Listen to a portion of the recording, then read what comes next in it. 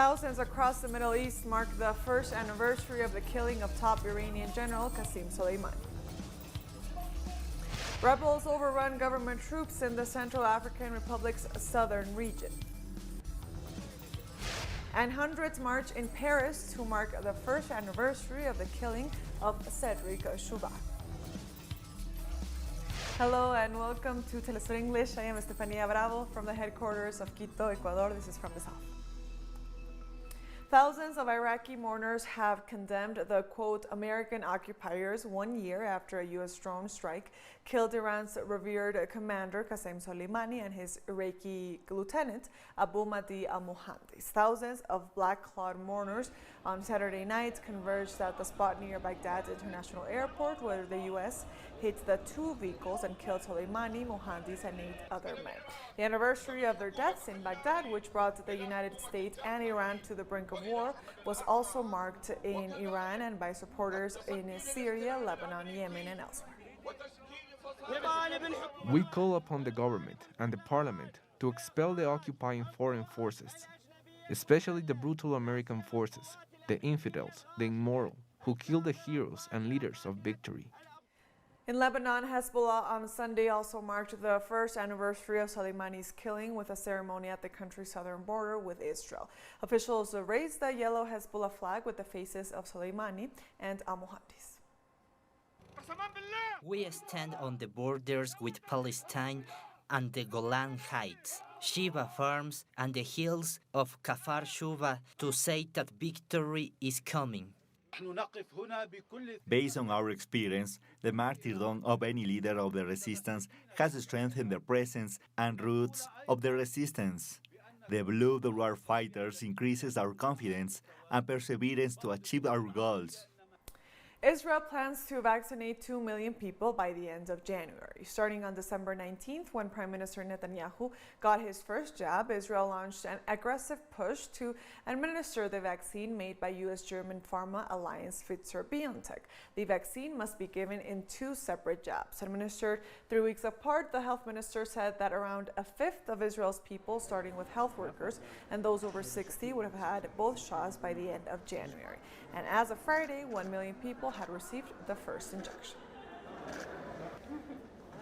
Israeli protesters have rallied in Jerusalem as they continue calling on Prime Minister Benjamin Netanyahu to resign over corruption charges. People gathered near Netanyahu's residence as part of a nearly 7-month-long protest movement. Israeli media reported that about 2,000 people were in attendance. He stands trial for alleged fraud, breach of trust, and for accepting bribes. 5 women have been killed and others injured after a projectile exploded in Yemen. The explosion took place at a New Year's Day wedding party in Yemen's Red Sea city of Hodeidah. Several children were among the wounded. The attack came a few days after 26 people were killed in blasts in the city of Aden. The Saudi-backed government and the Houthi rebels blamed each other for the attack. The killing of the women and children is a New Year's gift from the aggressors to the people of Yemen and Hodeidah, specifically a gift which we will return on their territory in the near future. Flights at Yemen's Aden airport have resumed 3 days after at least 26 people, including 3 members of the International Committee of the Red Cross, were killed and scores were wounded when explosions rocked the airport as ministers of the Saudi-backed government disembarked from an aircraft. All cabinet members were reported to be unharmed in what some ministers claimed was an attack by the Houthi fighters who control the capital Sanaa and are based in northern Yemen. The Saudi-backed government and southern separatists formed a power-sharing cabinet on the 18th of December, forging a joint front against the Houthi fighters. It is an indescribable feeling when we heard that the Minister of Transport declared that flights will be resumed in Aden Airport. We thought that the flights will be redirected to Siang Airport, which is very far and takes 12 to 14 hours on the road traveling. But when flights resumed again in Aden Airport, we praise God for this. Thank God, the airport has reopened and flights have resumed. Thank God. They tried to kill Aden, but they forgot Aden could get sick, but could never die. Let's take a short break now. Join us again after this.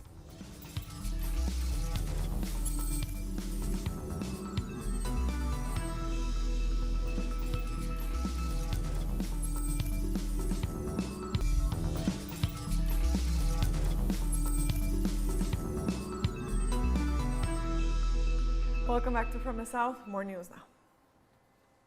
Pedro Pierluisi has been sworn in as Puerto Rico's governor, vowing to achieve statehood for the U.S. territory and to fight against poverty, corruption, and COVID-19. Pierluisi, a Democrat who previously served as Puerto Rico's representative in Congress for 8 years, obtained the lowest number of votes for any governor in the country's history, with nearly 33% of the ballots cast. I have listened to our people and acknowledged our need for a better governance in Puerto Rico. That is why I will work hard to look for what unites us instead of what divides us. I need everyone to battle our common enemies, the pandemic,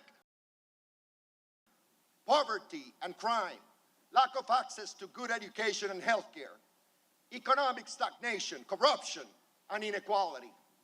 Those are the battles we need to fight together. Those are the battles we must win to put Puerto Rico on a path to recovery and progress. It is time to put aside the crisis and get on with the pending recovery projects. Demand equal rights and fair treatment as American citizens. From Wednesday, persons in quarantine in Barbados will be made to wear tracking bracelets. The announcement comes 2 days after a Swiss national was fined with $2,900 for breaching quarantine. The bracelets that we are speaking about are tracking bracelets. They have a mechanism, they're tamper-proof, and they're also water-resistant.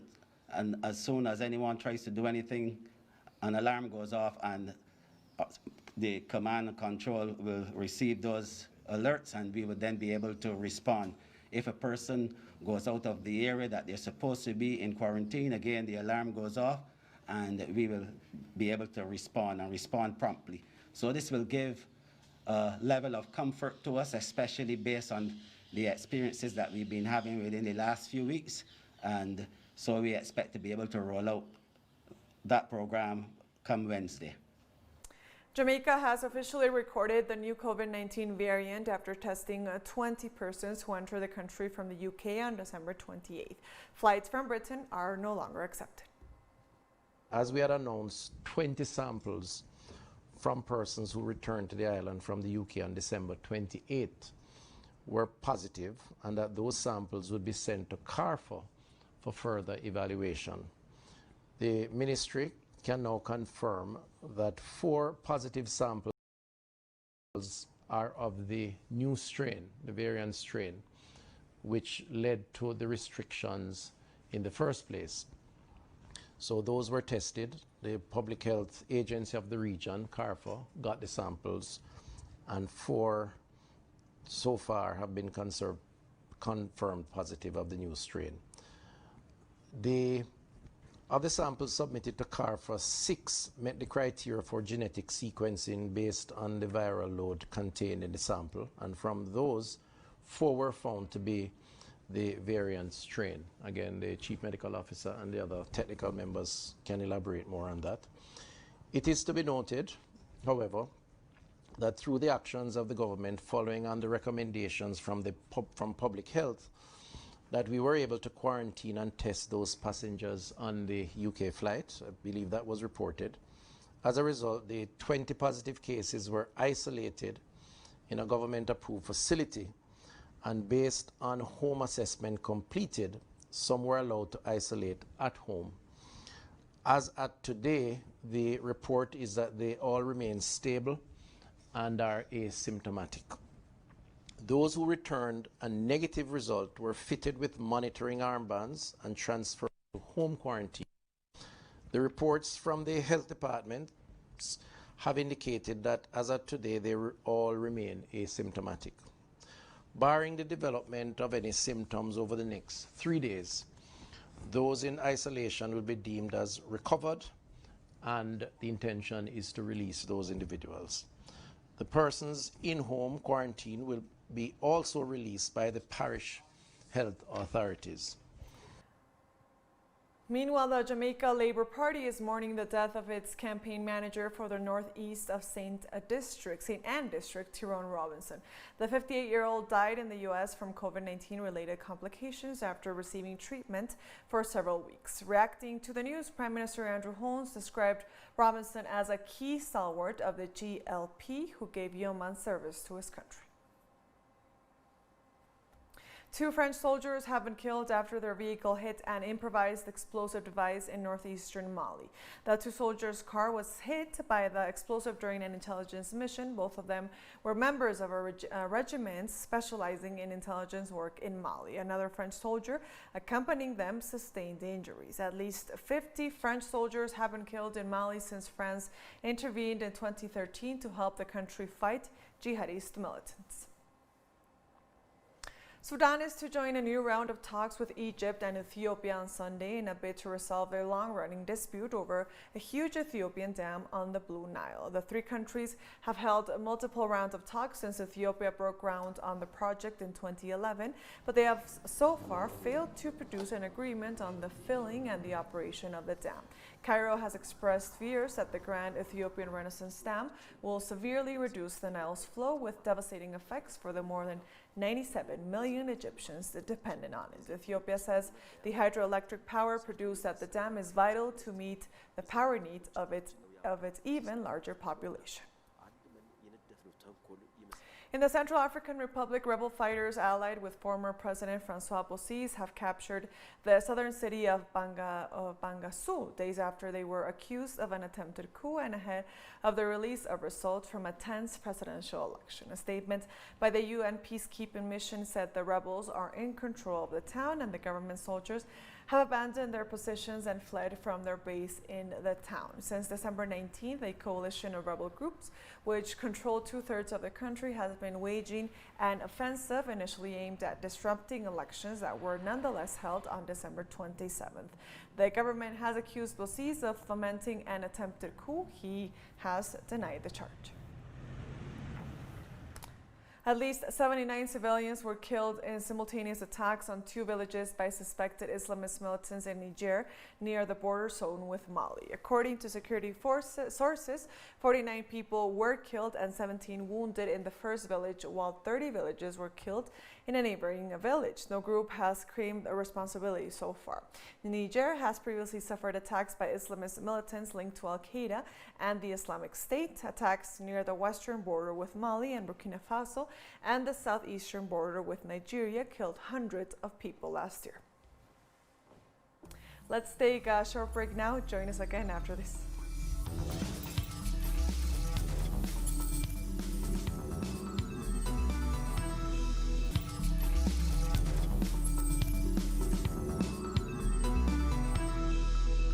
Welcome back to From the South. More news now.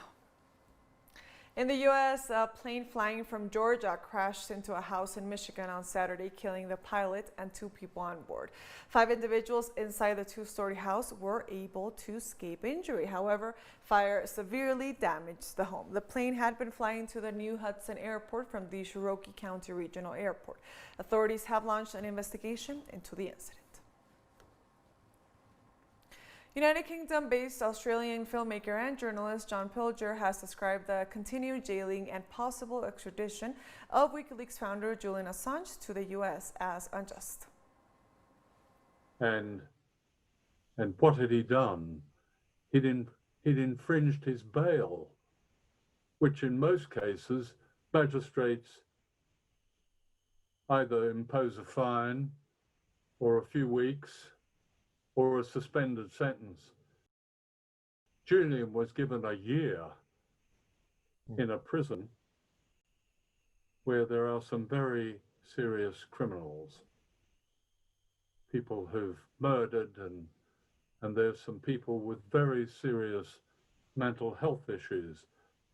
For a long time, he was in a cell next to somebody who screamed through the night. So signing a request to Donald Trump to pardon him is the least one could do to perhaps free him from this nightmare. And of course, the prospect of an even greater nightmare in the United States. In France, hundreds of people have taken to the streets of Paris to pay tribute to Cedric Chouviat, a delivery driver who died at the hands of police last year. On January 3rd of 2020, Chouviat was pinned to the ground while wearing his motorbike helmet during a police stop and search. He fainted and was taken to hospital in critical condition. He died 2 days later. This march also comes as lawmakers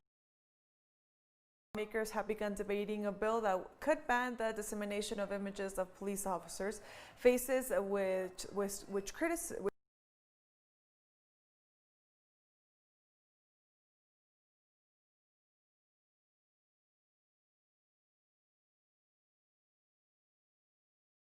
critics say would hinder attempts to hold lawmen accountable. France's security forces have long faced accusations of brutality against black people, Arab minorities, and protesters.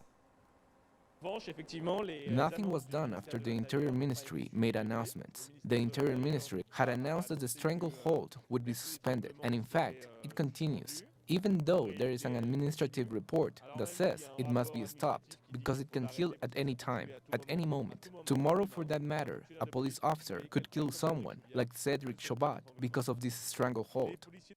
The Interior Ministry has had access to all the elements of the investigation, and they now know that police officers made errors that contributed to the death of Cedric Chouviat, and yet the officers are not suspended.